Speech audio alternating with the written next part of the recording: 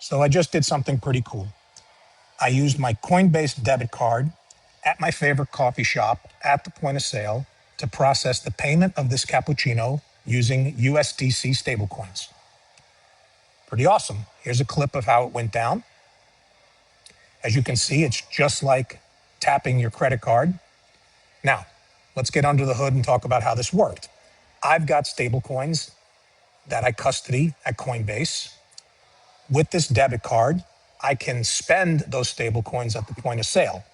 Now, this is spending in stables, which is the mantra of my book, Make Your Wallet Your Bank, but we're only about 50% there with this because even though the transaction processed my payment in stablecoins through Coinbase, the merchant is still processing this at their point of sale terminal as a debit or credit card transaction, meaning they still have to pay fees.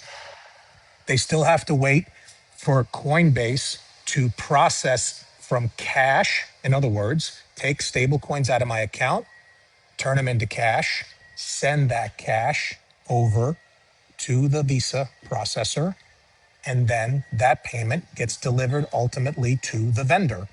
So that's why I'm saying we're only 50% there at this point, because even though we solved on the consumer side for getting that money moved, the merchant is still having to pay bank and credit card fees.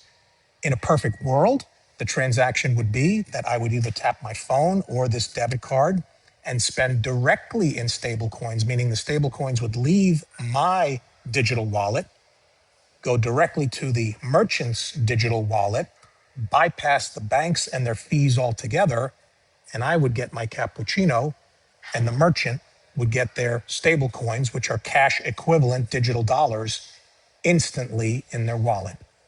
That's where this is going. And that's why I'm constantly pushing for you to learn how to make your wallet your bank, because this enables you to completely cut out the credit card companies and the banks.